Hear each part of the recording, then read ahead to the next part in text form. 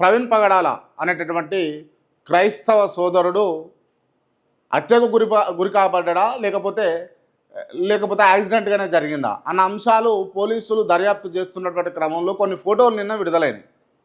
ఓ వ్యక్తి కూర్చున్నట్టుగా, అదే వ్యక్తి కూర్చున్నట్టుగా, అదే వ్యక్తి బార్ షాపుకు పోయి ఏమంటారు అవి మద్యం కొనుక్కున్నట్టుగా, ఇట్లా వివిధ రకాలుగా మరి కొన్ని ఫోటోలు అయితే కనిపిస్తూ ఉన్నాయి. మరి దాన్ని ఎటు తేల్చలేని పరిస్థితిగా కొంతమంది చెప్తా ఉన్నారు.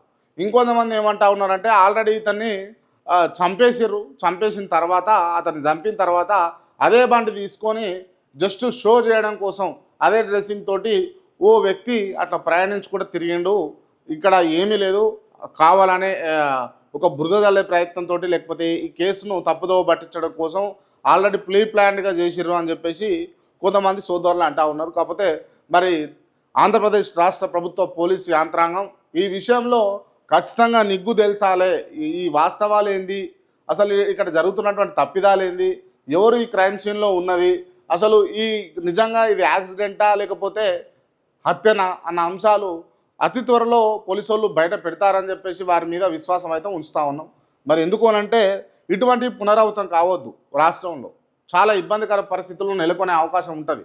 ఎందుకు ఈ అంశం చెప్పదలుచుకున్నా అంటే మొన్న చూసుకుంటే క్లియర్గా చిలుకూరు బాలాజీ గుడి ఉన్నది కదా, ఆ గుడి అయ్యగారు అయినటువంటి రంగరాజన్ గారి పైన కొంతమంది పోయి దాడి చేశారు. దానికి తెలంగాణ రాష్ట్ర ముఖ్యమంత్రి యనమల రేవంత్ రెడ్డి సైతం ఫోన్ చేసి ఒక మాట చెప్పొద్దా నాకు గింత జరుగుతూ ఉంటే అని చెప్పేసి కూడా పరామర్శించడం జరిగింది. సో అది వేరే తంతు. సో దాని తర్వాతనేమో ఓ గుడి దగ్గర, ఓ దేవస్థానం దగ్గర అక్కడ ఉన్నటువంటి వ్యక్తి పైన గుర్తు తెలియని వ్యక్తి వచ్చి యాసిడ్ దాడి చేసిండు. ఇదో రకంగా నడుస్తూ ఉంది. ఇప్పుడు నిన్నటికి నిన్న ప్రవీణ్ పగడాలి. ఈ మత సంఘర్షణలు అనేటివి సమాజానికి ఇబ్బందికర పరిస్థితులుగా మనం పరిగణలోకి తీసుకోవాలి. అండ్ నెంబర్ 1, కొంతమంది అంటారు, వాళ్ళకి నచ్చినట్టుగా వాళ్ళు మాట్లాడుతూ ఉన్నారు. ఒకసారి రీచెక్ చేసుకోండి.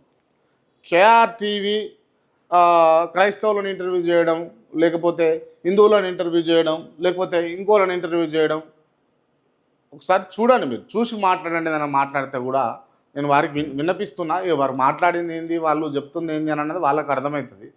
ఎందుకంటే విషయం ఏంటంటే సమాజంలో ఉన్నటువంటి మేము ఇబ్బందులను తొలగొట్టడానికే చేసినాం తప్పించి ఇంకేదో రకంగా అయితే కావు. ఎందుకు అనంటే ఇటు ఎవరైతే హిందూ ధర్మాన్ని ప్రకటిస్తున్నారో వారిని ఇంటర్వ్యూ చేయడం జరిగింది. అదేవిధంగా క్రైస్తవాన్ని ఎవరైతే ప్రకటిస్తున్నారో వారిని ఇంటర్వ్యూ చేయడం జరిగింది. అదేవిధంగా ముస్లింలు షఫీ లాంటి వాళ్ళు కావచ్చు, లేకపోతే సిరాజ్ లాంటి వాళ్ళు కావచ్చు, వాళ్ళని కూడా ఇంటర్వ్యూ చేయడం జరిగింది. ముగ్గురిని అంటే 3 వర్గాల వారిని కూడా ఇంటర్వ్యూ చేయడం జరిగింది. వారిలో ఉన్నటువంటి లోపాలు, వారు ప్రకటిస్తున్నటువంటి అంశాలలో ఉన్నటువంటి లోపాలను వారి దృష్టికి తీసుకొచ్చి అసలు నిజాలు ఏంది అని అన్నది ఒక సబ్జెక్ట్ కోసం మాత్రమే చేయడం జరిగింది. దీని సబ్జెక్ట్ లాగా మాత్రమే చూడండి దయచేసి, నేను ఇదొకటి చెప్తున్నా. అండ్ ఇంకొక విషయం వచ్చేసరికి